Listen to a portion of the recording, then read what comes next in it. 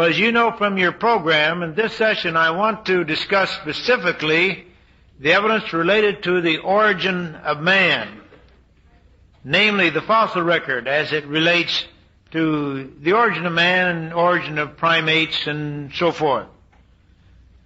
Now, we maintain, of course, that you can establish from the fossil record and from the laws of thermodynamics and things like this that animals and plants could not have evolved.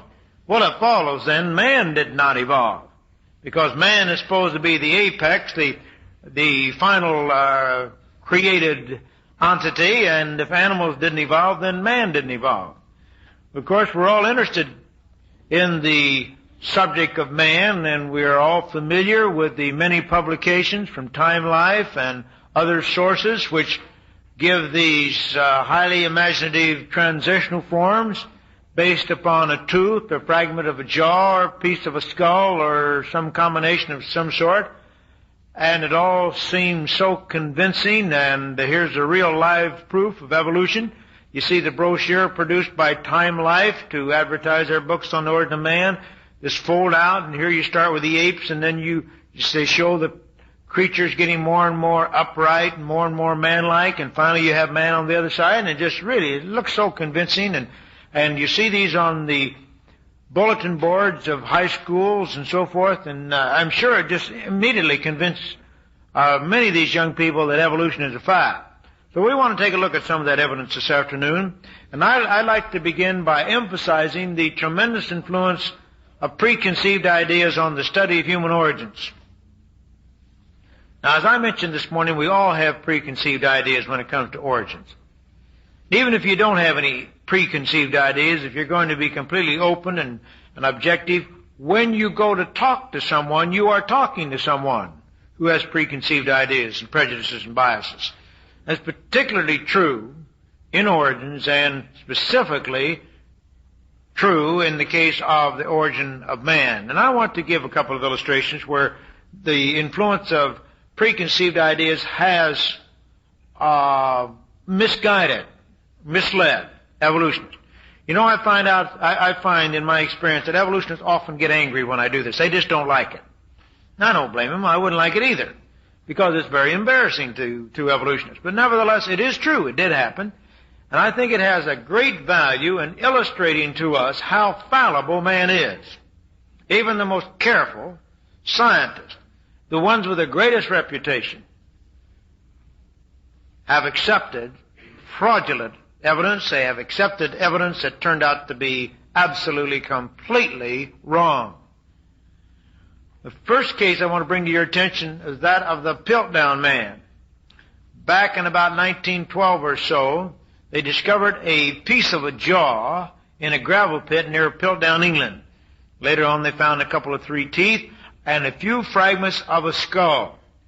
The discoverer, or the man to whom these finds were reported, was Charles Dawson, an amateur paleontologist.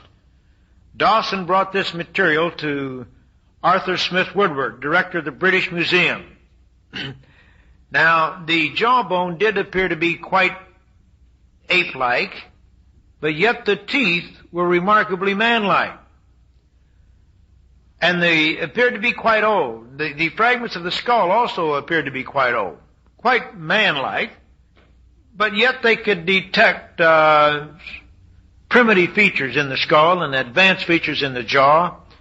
And Sir Arthur Smith Woodward and Charles Dawson published a joint paper on this creature. They put the jaw and the fragments of the skull together and called this Eanthropus dawsoni, or Dawson's Dawn Man, the Dawn Man, the earliest Englishman, our subhuman ancestor.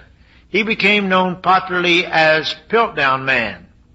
Subsequently, over 500 books and pamphlets were written on Piltdown Man, and he was portrayed by many of the world's greatest experts as undoubtedly our ancestor, our subhuman ancestor. About 500,000 years old he was judged to be.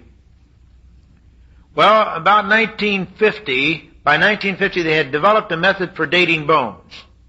Not an absolute dating method. They couldn't put an absolute age on anything by this method, but they could tell you whether this bone is as old as that bone. If they're dug out of the same soil, if they've been in there the same length of time. This was based upon the rate of uptake of fluoride from the soil. Bones absorb fluoride from the soil, and the longer they've been there, the more fluoride they have in them. Now, some soils don't have any fluoride, and so you cannot use it in an absolute dating method. Well, they applied the method to the jawbone and to the skull, and they found, alas, the jawbone had no fluoride in it at all. It was no fossil. It hadn't been in there any year earlier than 1910, the year it was found. Couldn't possibly be a fossil. The skull was quite a bit older than that, but certainly not the 500,000 years that they had estimated. Well, with this information at hand, then, the scientists did what they should have done in the first place. They checked the specimens much more carefully. They found that the bones had been treated chemically to make them look old, and the teeth had been filed with a file to make them look man-like. They could detect scratch marks from a file in the teeth. In other words, Piltdown Man was a 100% fraud.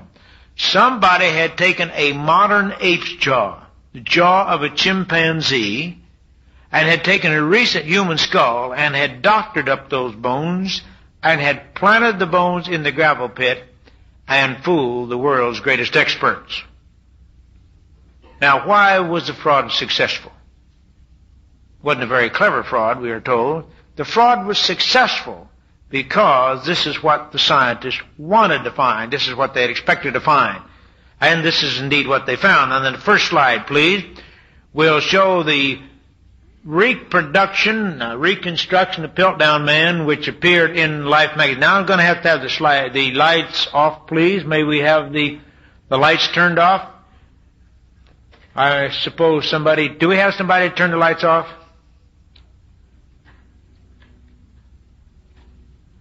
All right, I see somebody's going up to turn the lights off. We'll get the lights off shortly. You'll be able to see this. I obtained this picture from Life magazine, 1937 issue of Life magazine. Here's the famous Piltdown Man, and this is what appeared in our books for about a half a century. 500 books and pamphlets written on this creature. Here he is, the famous Piltdown Man, turned out to be a modern ape's jaw and a recent human skull. Just an outright fraud, but a fool the world's greatest experts. The reason was, you see, this is what they had expected to find. This is what they wanted to find. And so, this is what they found. A very, very human failing. Now, another example is that of the famous Nebraska Man. Back in about 1922, they found a tooth out in western Nebraska. And it was brought to the attention of Henry Fairfield Osborne, W.K. Gregory, and other experts on fossil primates and man and so forth, and they were very excited by the discovery of this tooth. This tooth seemed to have the morphological characteristic that they would associate with primitive man, or at least some higher primate of some kind. And the discussion was whether this creature was an ape-like man or a man-like ape, which side of the line to place the creature. The Illustrated London News had their artist draw a picture of this famous Nebraska Man, as he was called, based upon the descriptions of Osborne and others. And the next slide will show the picture of the Nebraska Man. All right, here is the picture then of the man and of his wife and of the tools that they used and the general cultural setting of these creatures, all based upon a single tooth. You know, someone has said that science is such a fascinating subject. You can get such wholesale production of conjectures from just a trifling investment of facts. And this is a glaring example. All right, now, ladies and gentlemen, I want to emphasize this is the picture of our subhuman ancestor that you would have been presented in the 1920s. This was a picture, or this was a creature that was flaunted in the face of William Jennings Bryan at the time of the Scopes trial. Here's evidence from your own home state for the origin of man. All right, here he is, the famous Nebraska Man. Well, after a few more years of research and discoveries, they recovered the remainder of the creature, the postcranial skeleton of this creature, And as related in this article I have here from December 16th, 1927, which appeared in Science, this creature was apparently not a man nor an ape. He turned out to be a pig. That's right. The tooth, they turned out to be a pig's tooth. A tooth from an extinct peccary. But now, ladies and gentlemen, I want you to look carefully at that picture now. That's a picture of our subhuman ancestor based upon a pig's tooth. As I often point out, I think this is a case where a pig made a monkey out of a scientist. And the Piltdown man, that's the case where an ape made a monkey out of a scientist. But now, remember, ladies and gentlemen, the picture of Piltdown man based upon a modern ape's jaw and a recent human skull. Nebraska man based upon a pig's tooth. Now, you see, this simply because this is what these people expected to find, what they wanted to find, you see, and so this is what they tended to find. Now, the reason I illustrate this is because it would make all of us cautious about what scientists tell us, or their reconstructions, or their models based upon this extremely fragmentary evidence that is available. I say this, if they can get a man from a pig's tooth and a man from an ape's jaw, they get a man from anything. And so I think we are entitled to be skeptical about this material. Now, another reason that we should be careful is because the evidence is extremely fragmentary, and the less evidence you have, the more imagination you can use, you see. The more evidence you have, the less you can use your imagination. And believe me, there's a lot of room, tremendous amount of room for imagination in the study of human origins, because there is so very little evidence available. Now, another factor which is often not taken into account by evolutionists is the natural variability that we have within each species. The human cranial capacity, or brain size, varies from 1,000 cc's to as much as 2,000 cc's. 1,000 to 2,000 of equal intelligence, equal brightness. The average is about 1450, but you have that tremendous variability. The teeth will vary tremendously. Some dentists tell me you can't believe the teeth you find in some people. And it's true of many, many different characteristics. Well, often evolutionists have assigned great evolutionary significance to differences that fall well within this natural variability, and have failed to take into account, you see, this difference. Now, they may find a few teeth down in Africa and a few teeth up in Asia, and there's a difference in the size. Well, they're placed not only in separate species, but in separate genera. When the range falls well within the range of apes and primates in general, the variability you see.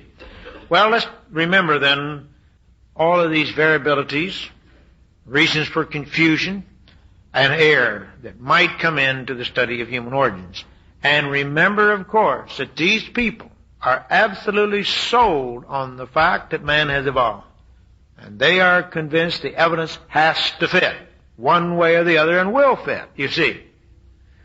Let's bear that in mind now as we take a look at the origin of the primates. Next slide, please. Now, evolutionists believe that primates have evolved from insectivores. Man is included within the order primates.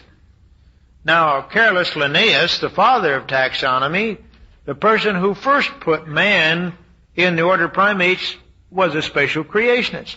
He didn't see any evolutionary significance to these similarities. He assumed God was a master planner who used a master plan in his creation. And, for example, among the primates, the lemur-like creatures, the monkeys, apes, and men, we have grasping hands. This is a characteristic not found in many other animals, so we've been placed in this group, one reason, because we have grasping hands. Now, the way of life of monkeys, apes, and men require grasping hands. So we have this feature in common. But man, you see, needs that skill and dexterity not found, or not, which would not be necessary for apes and monkeys. So our hands are different, and yet they are similar in many ways. The way of life of primates requires higher intelligence, so we have relatively large brains. That's true. One of the characteristics of primates, relatively large brain. Of course, the cranial capacity of man is nearly 3 times that of the other primates, the gorilla has an average cranial capacity, probably around 500 cc's, something like that. Goes as high as 650, but that's about a third of man. So our cranial capacity is far superior, and our intelligence is far superior to that of these other creatures. And in man and in other primates, we have a poor sense of smell. That is relatively poor. It does very fine for us. We could say we have a fine sense of smell, as far as our needs are concerned, as far as our way of life. But compare our sense of smell to that of a dog or a cat or something like that, we have a much reduced sense of smell, but we have keen eyesight and keen hearing. Our way of life requires keen hearing and keen eyesight, but not a keen sense of smell. And that's why then we have this characteristic, why we share this characteristic in common with these other animals. Well, because of these characteristics we share in common, we've been placed within the order primate. The evolutionists assume that this is a natural grouping, that we can do this because we've come from a common ancestor. Well, the creationist, you see, says something very, very different. Because of similar needs, God, the master planner, the master engineer, has designed the structures and organs to meet these common needs, you see. But we've been placed in the order primates. Now, where, according to the theory of evolution, the evolutionists, did primates come from? From what group did they evolve? Well, evolutionists would tell you that primates evolved from insectivores, the living members being moles, hedgehogs, and tree shrews. All right, now why does he assume that the primates have evolved from insectivores? Surely he must have some good fossil evidence. Maybe he has a series of transitional forms showing the transition of insectivores to primates, and that's why he has decided that. Well, not quite. Let me quote from the book called Physical Anthropology by A.J. Kelso. Kelso is an evolutionist. He is an anthropologist. This is the second edition of this book, published by J.B. Lippincott of New York in 1974. On page 142 of that book, Dr. Kelso makes the following statement. Quote, "The transition from insectivore to primate is not documented by fossils. The basis of knowledge about the transition is by inference from living forms." Unquote. All right? What have evolutionists done? They can't find any fossil record. They can't find any transitional forms linking primates to anything else. So they look at the primates, they look at monkeys, and they look at the lemur-like creatures. Then they looked out all over all the other animals in the world and tried to decide which animal seems to be closest to the primates. And their decision was the insectivores are the closest. Presto! Then the insectivores are our ancestors. And I have one article in my files in which the author and evolutionist was denying any such connection. But nevertheless, they find no fossil evidence for this inference. There's no transitional forms whatsoever in the fossil record. There is a great big gap, you see. Man has no ancestors then when we get down to this level. Suddenly, primates appear. And by the way, the first primates are supposed to be the lemur-like creatures, supposed to appear in the Paleocene.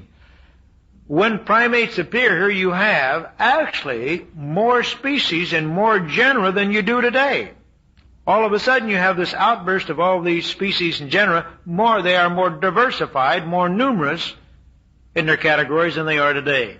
But they do appear abruptly, as they are one of the 32 orders of mammals. There are 32 orders of mammals, and in every case, each order appears abruptly. The bats, as we enumerated this morning, appear abruptly. The hoofed animals, they appear abruptly. And the rodents, the rodents, all of a sudden, here's these rodents. Numerous, diversified, complete. And that's what we find in every case of these 32 orders of mammals, including the primates. Now, you notice the primates, the earliest primates, the so-called prosimians, that is, the lemur-like creatures, are believed, of course, to evolve into the modern prosimians, the lemurs, lorises, and tarsiers, and then also to the other suborder. There's two suborders here, you see, the prosimians and the anthropoids. And this anthropoidia includes apes, monkeys, and men. So we lumped into this here. Now, there's supposed to be a transition of one into the other. Next slide, please. Now, the prosimians, as I point out, are supposed to have evolved into modern prosimians, into monkeys, into the New World monkeys, Old World monkeys, and then the modern apes, and finally there was a common ancestor of apes and man, probably a common ancestor chimp and man, because the evolutionists believe the chimp is probably our nearest cousin. All right, now supposedly then, starting back there many millions of years ago, these creatures began to evolve, or there was a line evolving down into these different kinds of creatures. They split off, the line split off at various times. Somewhere down along the line, there was a line that split off to the New World monkeys. The New World monkeys are the narrow-nosed monkeys. They're called Platyrrhini. The platyrrhines are the narrow-nosed creatures. The catarrhines are the platyrrhines are the broad-nosed monkeys, the broad-nosed creatures. That's the New World monkeys over here in South America. Over in the Old World was the narrow-nosed creatures, the catarrhines. That includes the Old World monkeys, apes, and men, were all the narrow-nosed creatures. And that is supposed to split off later, you see, somewhere down along the line. Now, do we have transitional forms between the prosimians, the lemur-like creatures, and monkeys and apes? Absolutely. There are absolutely no transitional forms whatsoever. No transitional form between the lemur-like creatures and the ape-like creatures. None between lemur-like creatures and monkeys. Going back to Kelso's book again, on page 150, we read, quote, "The details of the evolutionary background of the New World monkeys, the Platyrrhini, would doubtless be informative and interesting, but unfortunately we know very little about them." Unquote. Very little about them indeed. We know nothing. The first time you see a monkey over in South America, he's a monkey. That's all. He's complete. He's already there, and there are no transitional forms.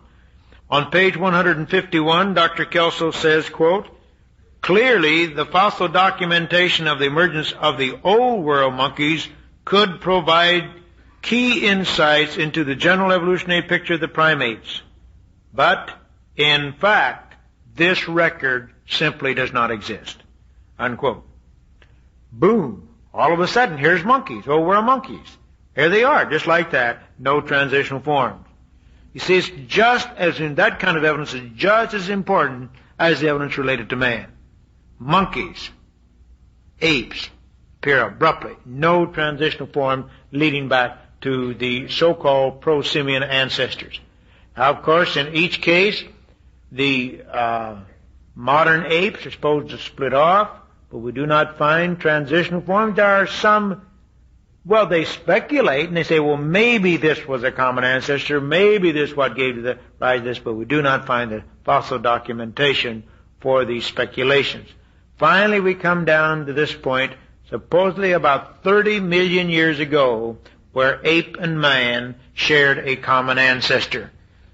So, the evolutionists believe then there was this population of a common ancestor of ape and man. Now, we haven't found him yet. He's hypothetical. The common ancestor of ape and man is still hypothetical. They're still looking for him. But they assumed it existed about 30 million years ago. And then, for some reason, a portion of the population split off, became isolated, and evolved down to the chimpanzees. Another portion of this population split off in another direction, somehow became isolated, and evolved all the way down to man. That's what is supposed to have happened. Next slide, please. Well, now going back then to this assumed common ancestor about 30 million years ago, I'm giving you the dates set on these things by evolutionists. Then the line led down to man was the hominidae. This is supposed to be the family of man.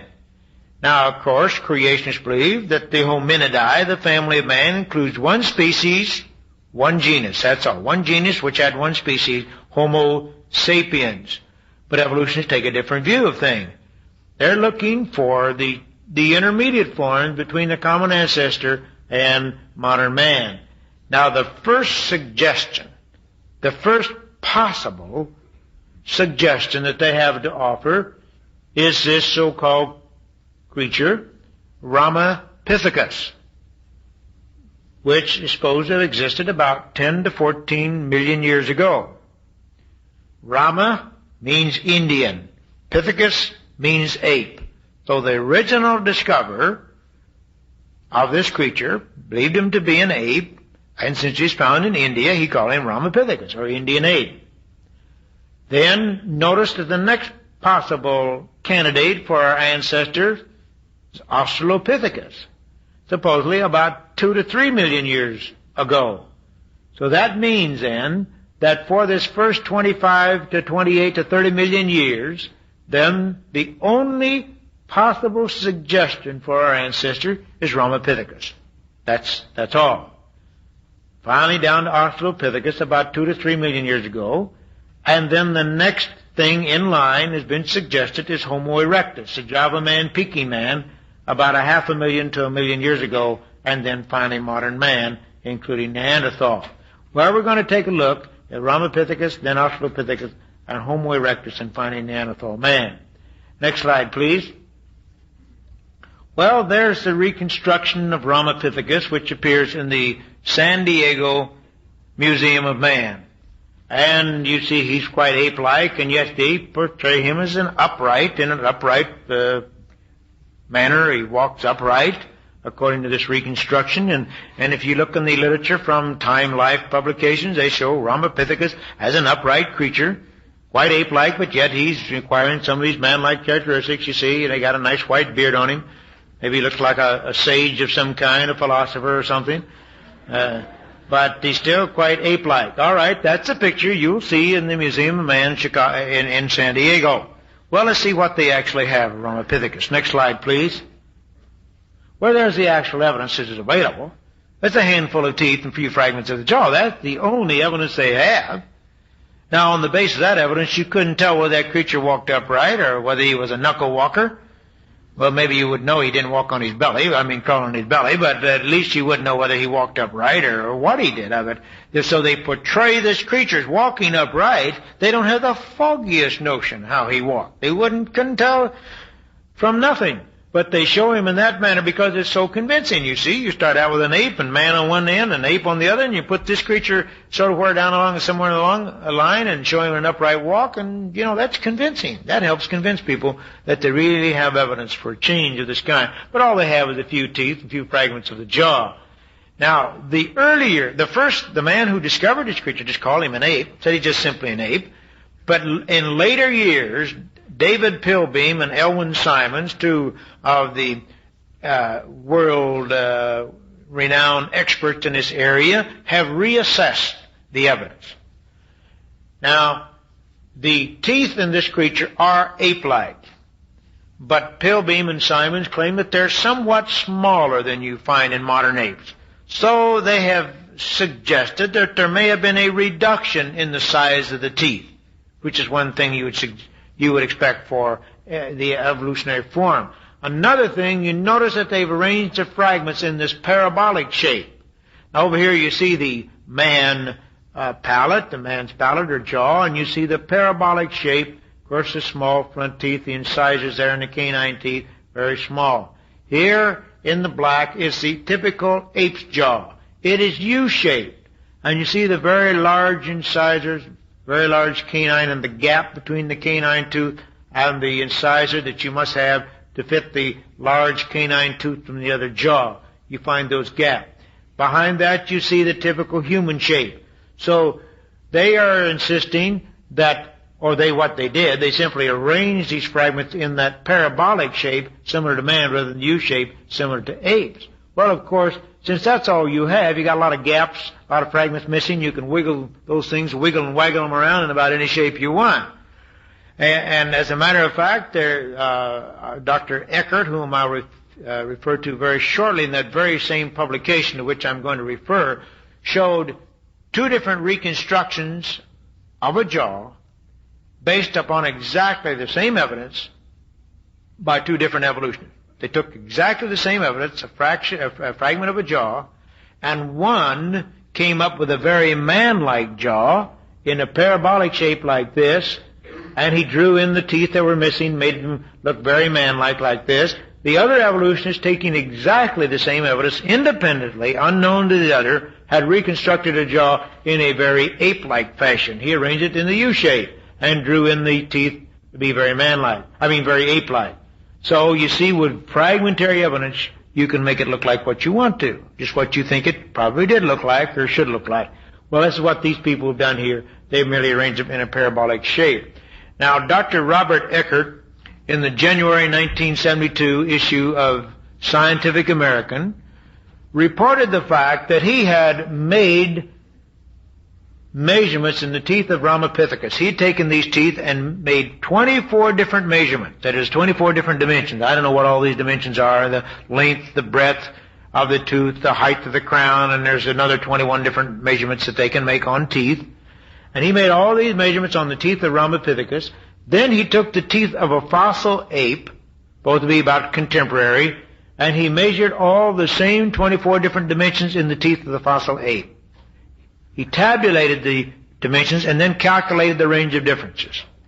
Then he went to a population of chimpanzees, one single species, one single population, and he made the same measurements in the 24 dimensions of the teeth of the chimpanzee. He tabulated these measurements, calculated the differences, and he found that, as a matter of fact, the range of differences among the chimpanzees exceeded those between Ramapithecus and the ape, the fossil ape. He therefore concluded, since the difference between Ramapithecus and the fossil ape was no greater, as a matter of fact, actually less, than you could find within a single population of apes, that there was no significant differences between the teeth of Ramapithecus and the ape. He therefore concluded that Ramapithecus was simply an ape, period. That had nothing to do with the evolution of man. And this was a conclusion already by a number of evolutionists. I concluded that Ramapithecus was simply an ape. Furthermore, in recent years, they've reported that there is a baboon in Africa, the Galata baboon, Therapithecus galata, the Galata baboon, a high-altitude baboon, that has teeth that are practically identical to the teeth of Ramapithecus. Now, I maintain if you got a modern baboon walking around with teeth like that, that you can't make any claims that those teeth have anything to do with the ordinary man. That's for sure. So on the basis of all this evidence, we conclude that Ramapithecus was simply an ape. He had nothing to do with man. He was not a man-like ape. He was simply an ape. And in that we find Eckert, who is an evolutionist, who is an anthropologist, he agrees that this creature is nothing but an ape, and there are quite a few other evolutionists who have reached the same conclusion. Well, now, if we cross Ramapithecus off our list, then, that leaves this huge gap, a 30 million year gap. Well, I was going to say between a hypothetical common ancestor, there's hardly a gap there. You don't even have anything to start with. You don't have the common ancestor to start with. But beginning with that assumed common ancestor of man and ape, going down to Australopithecus, there's about 25 to 30 million years of supposed evolution. And there's no evidence for this supposed evolution. There is a great, big, huge gap there, not documented by any actual fossil evidence. Now that brings us down to Australopithecus. Australopithecines have been the central figure in theories on the origin of man for many, many years. This is the guy that was our ape-like ancestor. He is the man. He is the central figure in all of these ideas on the origin of man. Back in 1924, Dr. Raymond Dart found a skull, fragments of a skull, down in South Africa.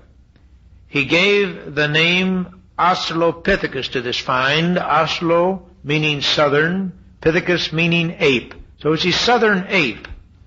But Dr. Dart recognized the ape-like nature of the creature, but yet he claimed there was something unusual about it, the front teeth. He said if you compare the size of the front teeth to the cheek teeth, the relative size is smaller in this creature than you find in modern apes. So he claimed there was a reduction, at least in the relative size of the front teeth. And based upon extremely fragmentary evidence, it has been the consensus of evolutionists for quite a few years that this creature walked upright. This is what is still being taught in most colleges and universities, that he did walk upright. Well, now, one thing about it, regardless of what else you can say about this creature, he had an ape-sized brain. The average cranial capacity of Australopithecines is about 500 cc's, well within the range of apes.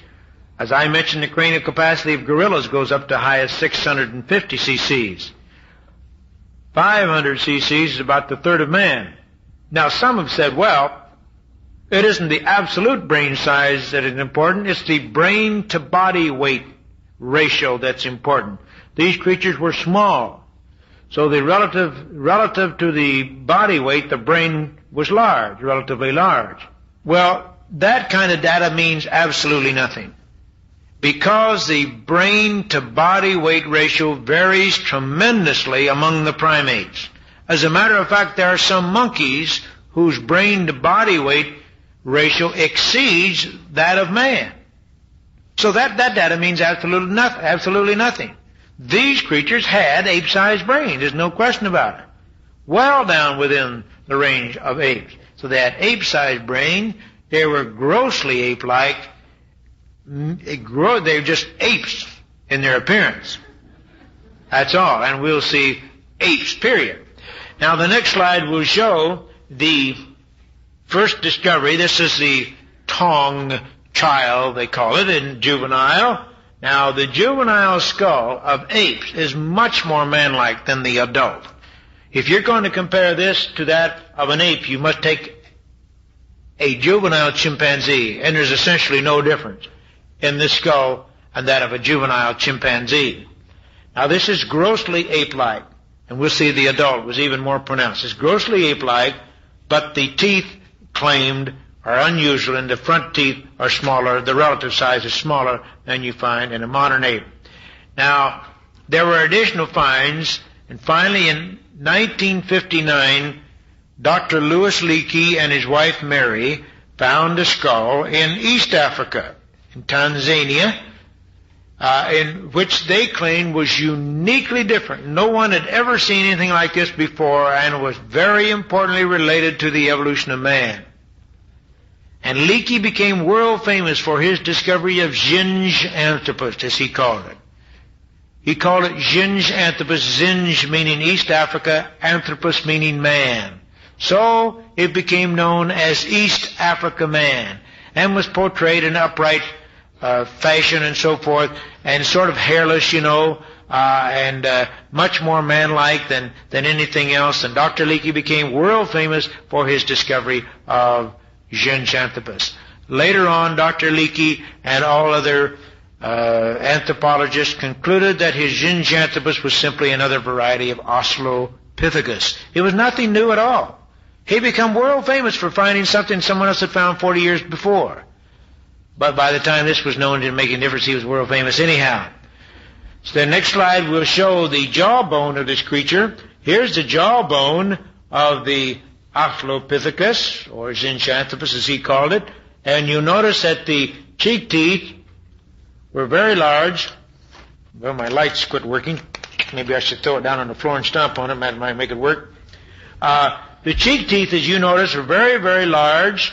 As a matter of fact, the cheek teeth of this creature, now this creature is only supposed to weigh 60 to 70 pounds, and yet the cheek teeth are as massive as those that you find in a 400-pound gorilla.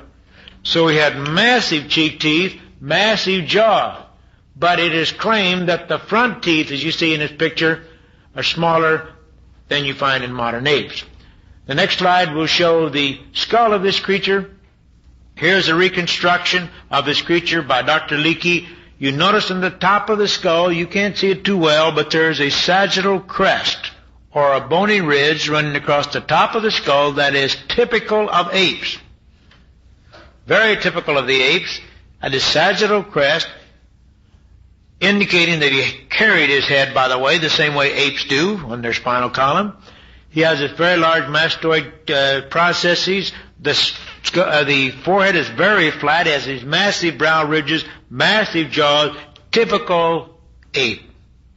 Then again, it was claimed that the front teeth are smaller than you find in modern apes. Otherwise, just grossly ape-like. Next slide. We'll show on the left the gracile form of this creature, on the right the gorilla. And again you see the very great similarity between this creature and that of the gorilla and other apes. Now this creature did not have a sagittal crest. Now Dr. Leakey claimed that this gracile form was the form that eventually gave rise to man. The robustus form simply died out, did not leave any evolutionary offspring. Richard Leakey, in some of his publications, since he found this form together with the robustus form, contemporary, claimed that this was merely the female and the robustus was the male of the same species. I noticed in his last publication he is sort of drifting back to his father's assessment that they were separate species. But this is a grossly ape-like, very much similar to the apes. Now, in recent years, some prominent evolutionists, scientists, have produced evidence that this creature did not walk upright and that he was not intermediate between ape and man. You see, one of the evidence supposedly indicating this creature was our ancestor is the fact that he walked upright. This is what everybody's been teaching. As a matter of fact, in Philadelphia recently, in a meeting there, a young lady came to me and says, I'm a creationist, but I've been studying these things over there at the university. I have seen them. And I know that this creature, the pelvis and so forth, is similar to that of man, indicating that he walked upright. I can just tell by looking at him. Well, it's an amazing thing how even an expert could just look at something and claim that it walked upright, claim it's similar to man. That's really amazing. But when some college student can claim she can look at bones and just tell the creature walked upright, that is really utterly amazing. As a matter of fact, I have with me an article by Sir Solly Zuckerman. Sir Solly is a famous British anatomist. And he reports in this article, was published in a Journal of the Royal College of Surgeons of Edinburgh, Volume 11, January 1966. In this article, Sir Solly says, I have had a team of scientists studying this creature, these Australopithecines, for 15 years. We have used the method of multivariate analysis, a very complex analysis. You look at a pelvis, for example, and you make many different measurements. You plot this on a three-dimensional diagram. Then you rotate the pelvis. You make another series of measurements, plot them on your three-dimensional diagram. Again, you rotate it to many different angles. You do that, and you get all kinds of points. Then you take the pelvis of a man. You do the same thing. And the monkeys and the apes. And you get all this data, tremendous data, so much of this data that you have to use a computer to analyze it. Well, he said they have used this method. He has had a team of scientists working on this creature for 15 years.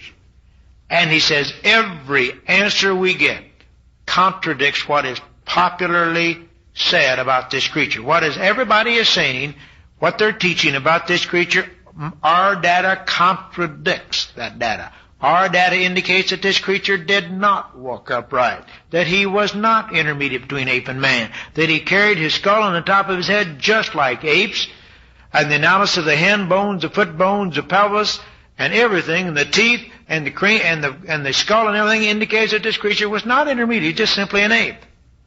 And he practically sat down and cried. He says, I've been publishing this material, it's good data, and nobody pays one bit of attention to me. Everybody goes on and just keeps saying this creature's intermediate, he's our ancestors, and our data indicates absolutely this is not true. But nobody would pay any attention to Sir Solly. But now just recently, in Nature, the British Science Journal, Volume 258, December 4th, 1975, we find an article by Charles E. Oxnard. Dr. Oxnard is professor of anatomy, professor of anthropology at the University of Chicago. And in this article, he repeats precisely what Sir Solly had said 10 years ago. He said that his multivariate analysis of Australopithecines showed that they did not walk upright. They were not intermediate between ape and man. The study of the pelvis, the study of the hand bones, the study of the foot bones indicated that this creature had a mode of locomotion similar to orangs, a hanging, climbing mode of locomotion. Not a knuckle walker, similar to the gorillas and the chimpanzees, not upright like man, but like orang, that swing through the trees. They climb up the branches and then they swing, and so they have a hanging, climbing mode of locomotion. He says our analysis indicates that this was a mode of locomotion of this creature. It indicates he was not intermediate between ape and man. He said, now this creature is not related to anything living today. He wasn't related to any modern ape, not related to man. He's just simply uniquely himself. But he said, if you have to compare it to anything living today, he's more similar to an orang than anything else. Well, here the data is now. It's in print and it's in nature. It cannot be ignored anymore. And I'll bet you, if you go to practically any college and university around in this area and you ask them about Australopithecus, they'll say, oh yeah, he walked upright. We got evidence for that. We know he walked upright. And they haven't even read this material. They're not even familiar with it. They just go read an anthropology book, you see. It was written by some who read another anthropology book. It was written 10 or 15 years before that. And they don't read this material. When I was at Western Michigan University in Kalamazoo for a debate, we had a tremendous crowd that evening for this debate, and I was debating a professor of anthropology there at that university, and she based much of her case on evolution on Australopithecus. Here she showed all these charts and all these slides of Australopithecus and so-called succession on up to man, and here she was, professor of anthropology, teaching this material to her students, and I got up in the rebuttal, brought out this material, pointed out that these experts, and they're evolutionists, has pointed out that this creature did not walk upright. He was not intermediate. And that left her just flat-footed. She just didn't know what to do. She had no rebuttal, and it just completely shot her case to pieces. But still, just like I met this young girl here at Philadelphia, she wasn't familiar with any of this. She had never heard of it. She could just look at that thing and tell it walked upright. Well, that's absolute nonsense. And that's what Sir Solly is saying in his article. He entitles it Myths and Methods in Anatomy. He says there's myths and then there's method. Some people just say they can look at something. They just look at it and get their practiced eye on it and say, well, that looks like that's the same as man, so it walked upright. And so forth and so on. He says that's the myths. The methods is you make all kinds of measurements. You make all the detailed measurements. That's the objective, cold data. Now you analyze it as carefully as possible, and the answer comes up just the opposite. You say, that's the methods in anatomy. And he said, we ought to use methods instead of the myths. And when you use methods, it turns out this creature is not intermediate. He had nothing to do with the evolution of man. And I think, as we'll find, there's more and more data to support that. Now I think we can just take this creature and cross him right off the page. He's crossing right off the picture here. He's not intermediate. He didn't have anything to do with the evolution of man. He was not in the line leading to man, definitely. Now, the next possible candidate is a famous Java man, Peking man, now put together in one single species, Homo erectus. Back in about 1890, Eugene Dubois, Dr. Dubois, Dutch physician, now he was an evolutionist. He felt man had evolved, he's sure man had evolved, and somehow he concluded that man had evolved down in the Dutch East Indies, which is now Indonesia. So he wanted to go down to the Dutch East Indies and start looking for the missing link. Well, the way he managed to do it, he joined the Dutch army, so he could get an assignment to Indonesia, to Dutch East Indies. So sure enough, he joined the Dutch army. They signed him down there to Indonesia at his request, and he began his search for the missing link. And would you believe it? In 1 year, he found his missing link. He found the evolutionary form of man, Pithecanthropus erectus, or the erect ape man. Down there along the Solo River in Indonesia, he found a skull cap. And about a year later, and 50 feet away, he found a femur, the large leg bone or thigh bone, shown in the next slide. Well, here's your famous Pithecanthropus erectus, or the famous Java man. The skull cap and the femur.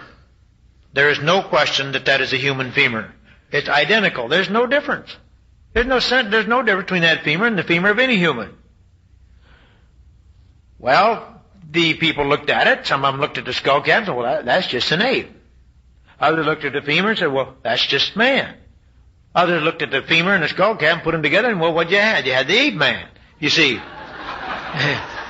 that's precisely what Marcellin Boule, B-O-U-L-E is the way he spelled the name, Boule, the great French expert on skulls. I'm going to bring him in later. Marcellin, that's M-A-R-C-E-L-L-I-N, Marcellin Boule, great French expert on skulls. He looked at this down and said, well, if you look at the skull cap, you just say ape. If you look at the femur, you say man. And so you see, you conclude you have an ape man. Well, now, right from the very start, and still today, evolutionists question, some evolutionists question whether that femur went with the skull cap at all. Say it was a human femur. Didn't have anything to do with the owner of the skull cap. And I think undoubtedly that's the case. It was a human femur. Found in a loose gravel deposit. Had nothing to do with the owner of the skull cap. But Eugene Dubois did claim that they went together, and by the way, he found 3 teeth also. 2 of the teeth turned out to be from an orang, and the third turned out to be undoubtedly human tooth. So they didn't have anything to do with the owner of the skull cap either, and neither did the femur. Well, he won most of the evolutionists to his side, and they have accepted this as the predecessor of man, supposed to be about 500,000 to 1 million years old. They don't know. They just guesstimated that he's probably 500,000 years old or so. Well, funny thing about it is about 15 years before he died, Dubois concluded this creature had nothing to do with the ordinary man, that he was just a giant gibbon. But by this time he'd convinced most evolutionists, and they didn't believe him, and so here's a strange thing: the discovery of the creature finally concluded he's nothing but an ape. And in the meantime, the evolutionists, they concluded now that he was the ape-like ancestor of man. Well, later on in the 20s, the first discovery in China, near Peking, China, was out of a single tooth. And Davidson Black, Dr. Davidson Black, a medical doctor at the Union Medical College in Peking, boldly, he struck out on the basis of that one single tooth and constructed a whole man around that tooth, Sinanthropus pekinensis, or the Peking Chinese man. And later on, they found fragments of 40 different individuals. All of these fragments, practically all the fragments, were from the skulls and the lower jaws. They found practically nothing of the postcranial skeleton. Furthermore, the skulls had been crushed in the back so that the brains could be extracted and eaten. Everybody concluded that every one of these individuals had been killed and eaten. The skulls and lower jaws were transported to the site where they were found, because they didn't find any of the rest of the skeleton there. They did not die where they were found, because only the skulls and the lower jaws were found there. Now, this is supposed to be on a limestone cliff. It was on a limestone cliff. Supposedly was a lower cave where they found most of these remains. At a so-called upper cave, they found genuine human remains. Well, now, some people have very serious doubt whether there was a cave at either side. But this has always been the claim. Had to be some massive cave there then, because the bones were scattered out over an area 100 yards broad, 100 yards wide. That's some cave. But anyhow, that was the claim. Now, there were tools on the site. Marcellin Boule, this great French expert who went there to study these bones, by the way, he went there, and before I bring in that part of the story, I want to relate the fact that the early description of this creature were quite ape-like, and they were described in ape-like terms. But as time went on, the reports seemed to get more and more man-like, so that the later reports actually contradicted the early reports. The real evolution of this creature seemed to be in the evolution of the reports rather than the evolution of the creature itself. Finally, Weidenreich, a German paleontologist, went there in 1936. And again, as time went on, his reports began to get more and more man-like. And finally, the models from Weidenreich would reach the outside world, shown in the next slide, and it's quite man-like. Next slide.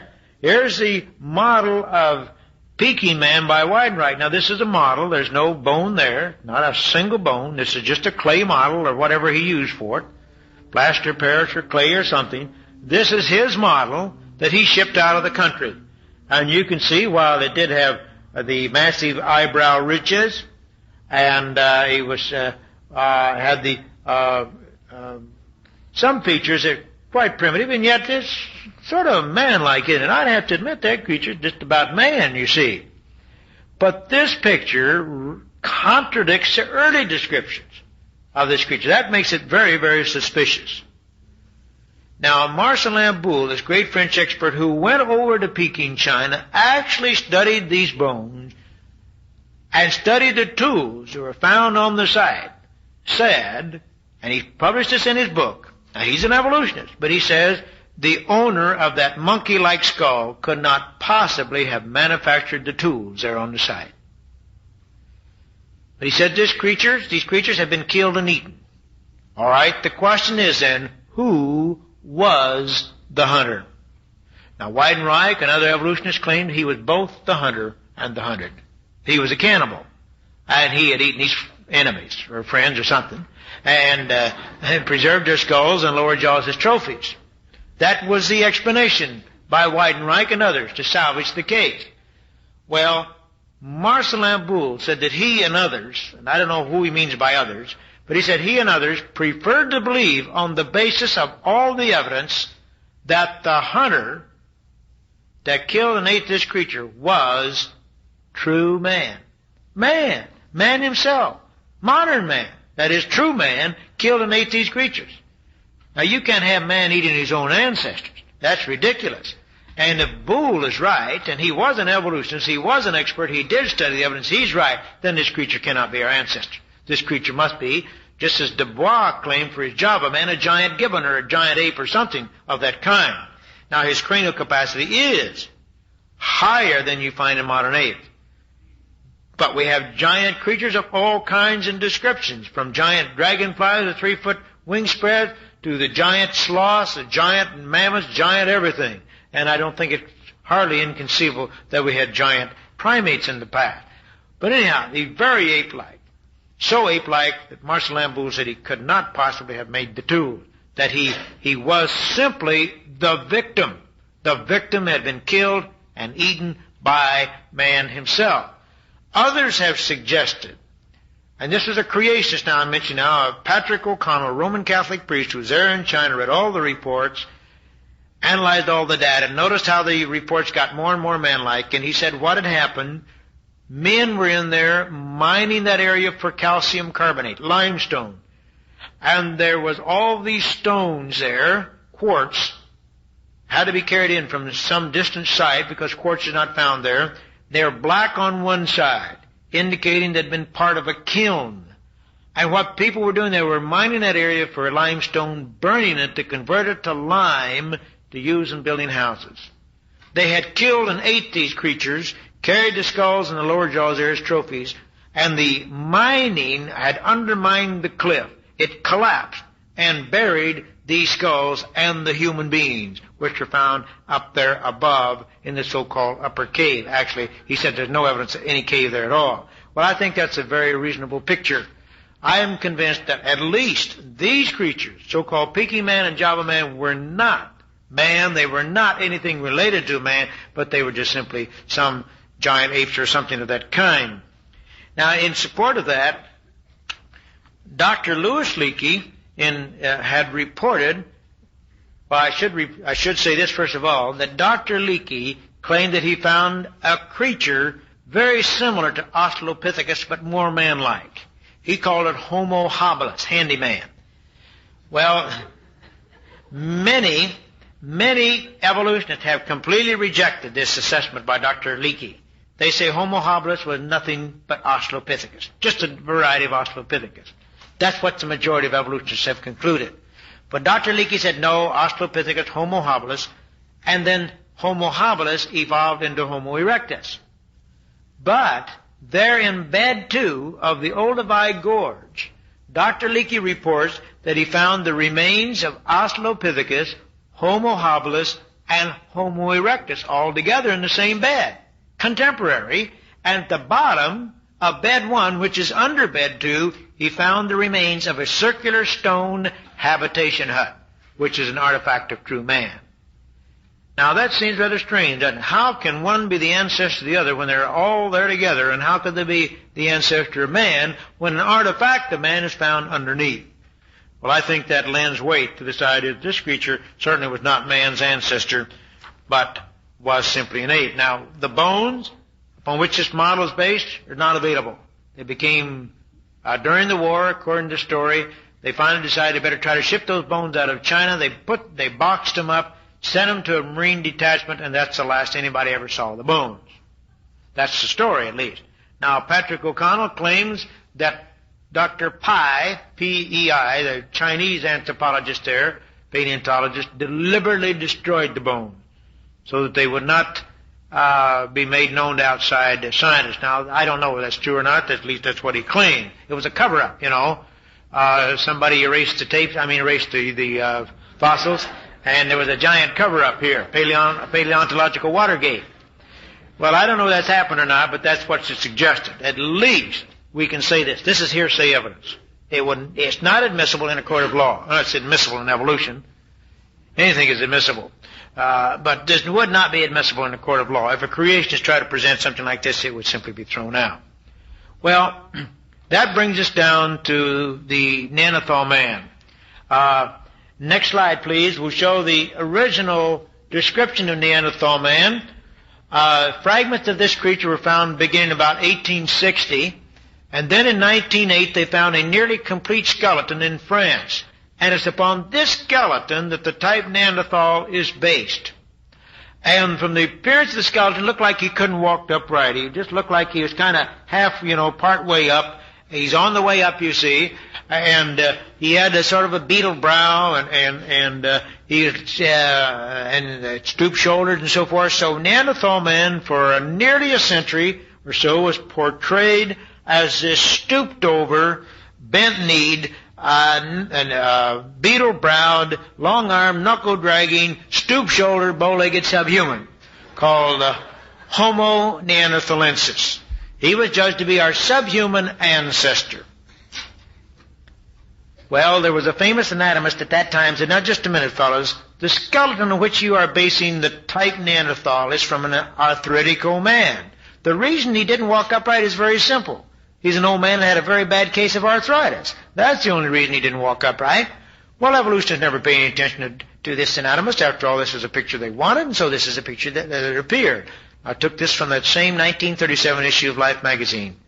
Well, it was established later on that this was an arthritical man.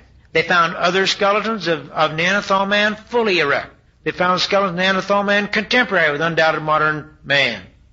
They found from x-rays of bones and teeth of these creatures that every one of them suffered from rickets, which is a vitamin D deficiency. And they have now concluded that all of these so-called primitive features of Neanderthal man were not genetic, but they were pathological, they were environmental, they were nutritional, had nothing to do with genetics. And now they conclude that Neanderthal man is just as human as you and I. And the modern version appears in the next slide. This is obtained from the Chicago Museum of Natural History. And an article that appeared about 10 years ago said if you just give this creature a shave and a haircut and a bath and put him in a business suit, no one would hardly take a second look. Well, of course, 10 years later now, you wouldn't have to give him a shave or a haircut. And he'd fit in pretty nicely. I'm sure that's not true of Calvary Chapel here, but in some circles you wouldn't even have to give him a bath, and he'd fit in very nicely. Well, he is now judged to be fully human, Homo sapiens, and he's classified as Homo sapiens. And he's no longer our subhuman ancestor. You see, he's just Homo sapiens, just like you and I. So we lost Neanderthal man as our ancestor. By the way, according to the evolutionary chronology, what they say, he appears abruptly in Europe about 100,000 years ago. Nobody knows where he came from, how he got there. Abruptly, 35,000 years ago, he disappears, and he's replaced by Cro-Magnon. Cro-Magnon man is indistinguishable from modern Europeans. So he appears, suddenly, goes away, suddenly, and nobody knows where he came from or where he went. But undoubtedly he was modern man. Well, we lost Neanderthal man as our ancestor. We lost Nebraska man as our ancestor. We lost Piltdown man as our ancestor. We've lost Australopithecines as our ancestor. And now it looks like we've lost everything as our ancestor.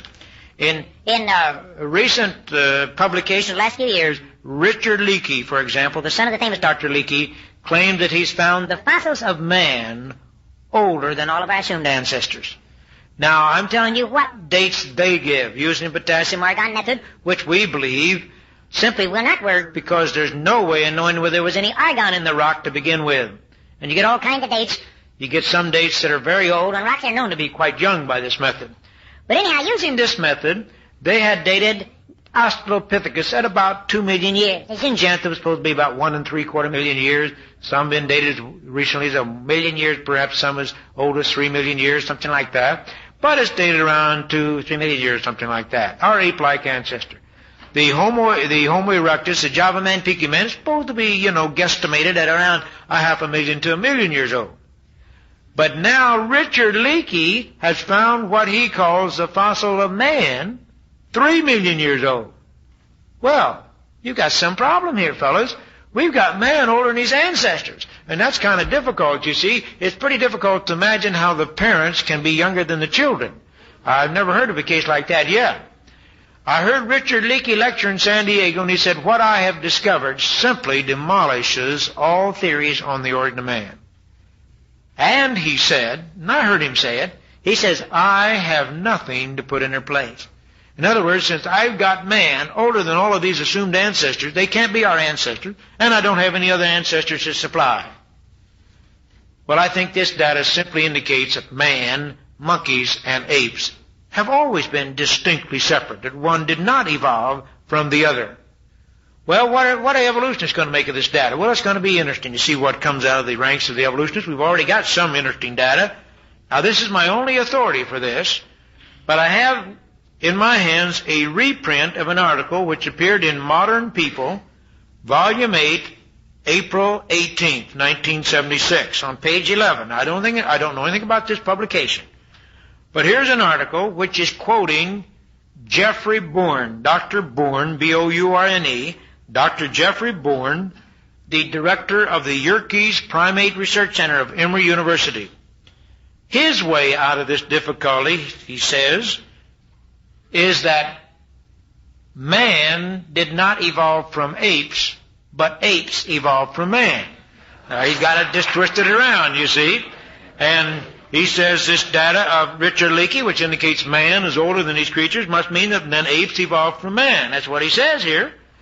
And here's interesting. Now, we know this old embryological recapitulation data is worthless anyhow, but listen to what he says here. Another argument the doctor, who is considered one of the world's leading experts on primates, uses to support his theory is the fact that an ape fetus, that is the embryo, the ape fetus looks like a human fetus during the early stages of development before its birth. It is only in the later stages of gestation that the unborn ape starts developing typical ape-like characteristics. Now, what's he saying? Well, you look at an ape embryo when it's still quite immature, it looks like a human. And then as it develops further, it looks more ape-like. Now that proves, you see, that apes evolved from man, because the ape fetus looks like a human and then it develops into an ape. Isn't it strange? Evolution has always been claiming just the reverse, that the human fetus looks like an ape and then it looks more like man. Well, it just demonstrates how ridiculous this whole thing is. But here is a scientist now saying that apes must have evolved from man. That explains all the problems.